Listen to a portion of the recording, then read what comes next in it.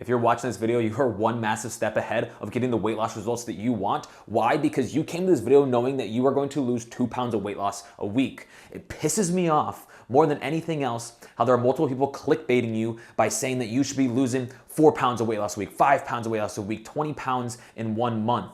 I could have sat here and clickbaited. I could have got more views by clickbaiting and telling you that you were losing more weight. This is what's realistic. Even less than this is actually realistic too.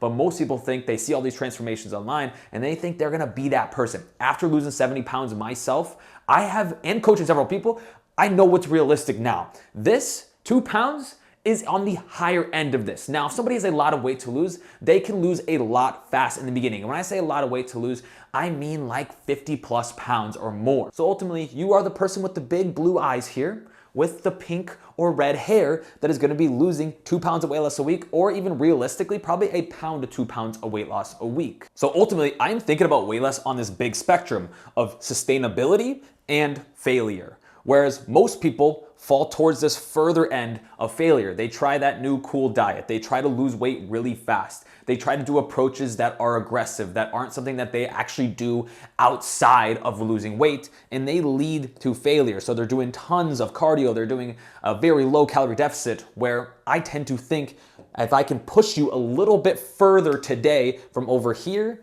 to getting you a little bit over here towards the sustainability, you will actually see yourself be losing 2 pounds of weight loss a week and be able to hold that off forever. So to get this 2 pounds of weight loss a week, we need to work backwards. I like to think about this like my wedding. My wedding is coming up here in March, and right now we are having to save money every single month. We are getting a little bit of help to pay for this wedding, but we also have to pay a good chunk. So we got ahead and we sat down and said, how much money do we need to save ultimately for the wedding? And then how do we work backwards? I'm gonna give you just a rough number. And also, people tell you that weddings are really expensive. And I knew this going into this. But then once you actually sit down to start planning, you sit there and you're like, holy shit, this is more expensive than I thought it really was going to be, or it all just starts to become reality. So I'm gonna say, I'm just gonna give you a number to work backwards just to make it a little simpler. Let's say you needed to save $12,000 from here on out for that wedding, and let's say that is gonna be in 6 months. We obviously need to be saving a little bit more. It's all because it's gonna be a little further out than this, but let's say $12,000 for the next 6 months. I would now take 12,000 and I would divide it by 6. And then that is going to give me $2,000 that I need to be saving each month. Now, since it is me and my fiance, I would divide this number in half, and each of us are gonna be saving $1,000 each month. And if I'm being brutally honest, this budget is probably going to increase, and we're probably gonna need to be saving a little bit more, because as we're starting to do this, you just start realizing that things are more expensive, and everybody always goes over their flipping budget. So now you need to do the exact same thing when you are losing weight and that you are in a calorie deficit. So our starting number here that we want to work towards is 2 pounds of weight loss each week. Before I tell you exactly how you're gonna break down to get there, you need to understand what your maintenance calories are. So every single person has a maintenance calories. This is going to be the amount of calories that you need to eat in a day to make sure that you don't gain weight or lose weight. So let's say, for example, somebody were to burn 2,600 calories in a day, they would need to be eating 2,600 calories to not gain or lose weight. And the best way to find your maintenance calories is you just need to pick some sort of calorie calculator and run with it. A lot of people are gonna sit there and try multiple of them. They're gonna be like, why are they all different? Why can't I figure out exactly what I should be eating to lose weight? Well, the reality is all these calculators are just guesses. They're estimates, and it's an educated guess because it doesn't know you exactly. Your body is not a calculation, okay?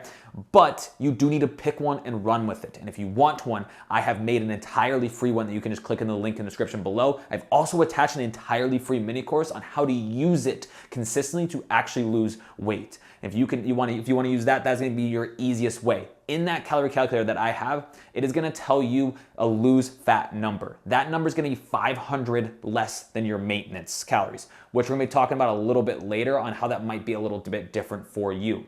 So now that you have your maintenance, now that you use that calorie calculator that I have, you have your maintenance calories or you have your lose fat calories. You now need to figure out how to get into a calorie deficit, not into a calorie surplus. So a calorie surplus is going to be where you were to be eating more calories than you burn on a daily basis. So if you ate over your maintenance, you would actually be in a surplus. The higher you eat over your maintenance, the higher surplus you are going to be, ultimately leading to you gaining fat over time. Now, if you were to be eating less than your maintenance, that would be a calorie deficit. This is what everybody talks about online. This just means however many calories that you are eating less than maintenance, that is X amount of calories in a deficit. So for example, if you're eating 250 calories less, you're in a 250 calorie deficit. And your body will then take fat off of your body because you are not giving it enough calories. So it has to find energy somewhere and it just takes it off of your belly. Now that you understand what maintenance, surplus, and a deficit is, let's work back from this number so we know how big of a deficit that you should be taking. So there are roughly 3,500 calories in 1 pound of fat. So if you took 3,500 calories less over a week, you would lose 1 pound of weight a week. So what you would do is if you want to do is 1 pound of weight loss a week, you would divide this number by 7. So that would be Monday through Sunday, right? That's 7 days. So that would put you in a 500 calorie deficit every single day. So if that was here, that would be a 500 calorie deficit. Now, let's say we wanted to lose that 2 pounds of weight loss a week. All that we would need to be doing is that we would just need to double this number. So we would need to now be in a 1,000 calorie deficit every single day to see 2 pounds of weight loss a week. So you would be over here in a 1,000 calorie deficit. So you're eating 1,000 less calories than your maintenance every single day. How do you know exactly what to do? Like I said, go back to that calorie calculator that I have completely free in the description. It is gonna now give you your maintenance calories, a rough estimate at least, and then from there you can either minus 500 or minus 1,000 depending on what your goals really are. Or, like I said, on that calorie calculator, it's gonna have a loose fat number. That is gonna be the minus 500 number on that, all right? What I like to do, if you are somebody who does not have as much weight to lose, maybe you want to lose like anywhere from like 10, maybe 20 pounds, or you're somebody who is smaller, doesn't weigh as much, I think this can be really aggressive approach, that 1,000 calories. If you have a lot less weight to lose, you're somebody who's smaller, I think going towards that 500 is probably more realistic. So losing 1 pound of weight loss a week can be more realistic for you. Ultimately, I like a range. So what you can do is take that loose fat number on the calorie calculator, so it'd be 500 less, and then you can minus 500 from that, and then you can take a range of calories. Why do I like a range much better?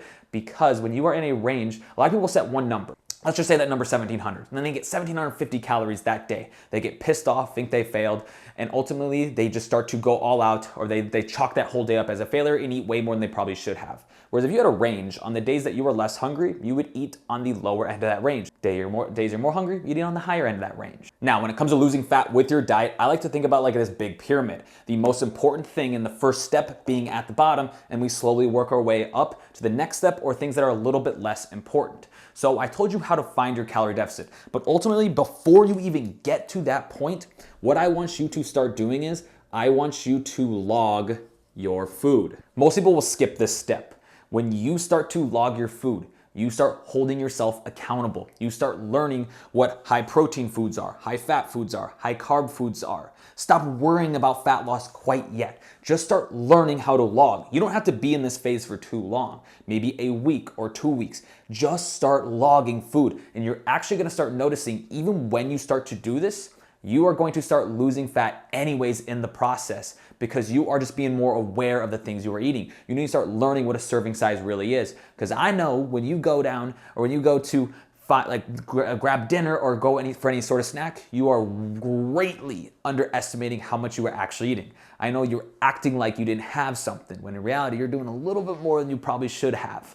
So just start logging your food. Ultimately, this is gonna hold you accountable and you're gonna start learning what things are really important. And then next, when we go up the pyramid, we are gonna go to the thing that we already talked about, which is going to be in a calorie deficit. Because without being in a calorie deficit, you will not lose fat. And as you start logging food, there's a very good chance that you probably already in a calorie deficit because, like I said, you are holding yourself accountable. Now, we talked about how to get into a calorie deficit. You find those maintenance calories, you use that calorie calculator that I said, and you be roughly 500 to 1,000 calorie deficit, and that's going to give you that range. And now you are going to log every single thing that you eat and make sure you are within this range. I don't want you to worry about what kinds of foods you are eating right now. I want you to consistently hit this range. When you could hit this range consistently for about a week or 2 weeks, then we're gonna move on to the next step of this pyramid. So the next step of this pyramid is going to be food choices now. Now, once you figured out how to get your calorie deficit numbers, now we start focusing on what foods are going to make you full. Because there will be a time where maybe you could be in a calorie deficit and you're not really focusing on the type of foods you're having. You're going to start realizing, like, oh, I'm hungry a bunch. I feel starving a lot. Now, this is where food choices start to play a lot into. And there's 3 big things that I want you to focus on. I want you to focus on having high protein foods. So a good thing that you can start doing is you are going to just take your goal body weight times 0.8, and that's going to be the amount of grams to eat in protein every single day, because protein takes your body much longer to digest. So start figuring out how you can hit a high protein number. I don't care about the number of carbs. I don't care about the number of fats. Those will fall into place when you hit a high protein number. And actually, it's going to help you with building muscle, which we'll be talking about a little bit later on. Next, I want you to focus on is just having high fiber foods. These foods, honestly, are gonna be fruits and vegetables. A lot of people ignore these foods. And now your parent, start eating high fiber foods. High fiber is going to not only be extremely important for your gut health, but it's going to make you full for longer. Think about it like a sponge. When it goes in your stomach, it almost like expands. And these are actually gonna be the foods that are higher volume with lower calories. So you're gonna start noticing these foods are bigger, but tend to be less calorically dense. Third thing that I want you to start focusing on is gonna be foods that are high in water, or honestly, just drinking more water. If it's a hot day and you just came inside and you chugged an entire bottle of water, you are gonna have a stomach ache. Why? Because water takes up volume in your stomach too. Foods that are high in water are gonna be foods that are fruits and vegetables. These foods are going to make you full for longer. And like everybody thinks initially watermelon, which is another great option, but think about this for the rest of everything else when it comes to vegetables and fruits. All 3 of these are gonna start making your food choices a lot better. But most people would stop here when they come to losing fat and miss what I think is really important. And this is gonna be the 80-20 rule, or sometimes I like to even do the 90-10 rule. And I'll break that down here. So the 80% of this rule is gonna be eating foods that are pushing the needle forward. Most people just focus on the 80%. They just focus on how do I eat healthy foods? And in reality, they start trying to make this whole chart 100%. They try to only eat foods that are healthy 100% of the time, and you actually miss one of the most important pieces to a diet, which is gonna be eating foods 20% of the time of foods that you enjoy. So this is the Ben & Jerry's. This is having a little bit of chocolate. This is going out to eat occasionally. This is maybe having a drink here or there. This is still enjoying your diet. Why is this so incredibly important? A lot of people will take this 100% approach, and what ends up happening is they lose weight initially. The moment they get off their diet, they don't know how to manage this 20%. They don't know how to make good choices, how to figure out how to still have this and not gain weight. And in fact, actually lose weight, which is harder. They end up sitting there with the 100% approach and they gain all the weight right back. So you need to figure out how you can incorporate these foods that you enjoy. So for example, let's say you were someone who eats 1,700 calories each day. If I were to take 80% of that, that would be 1,350 calories each day that come from healthy foods. And then the rest of this would be 350 calories, look at that quick math, 350 calories coming from food that you enjoy. So maybe you get home and you like to have a little bit of chocolate at night.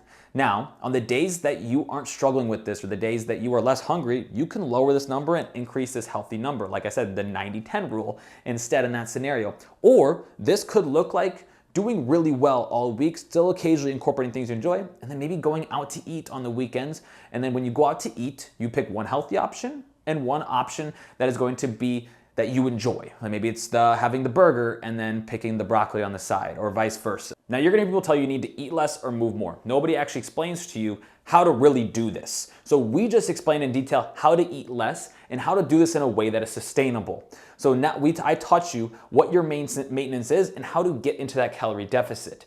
Now let's discuss how you should move more, because ultimately, if you move more, you can actually increase this maintenance number, so you could probably eat a little bit more. Ultimately, this is what you want to do. Is there's 2 ways to make this maintenance shift. That is going to be to move more or to move less.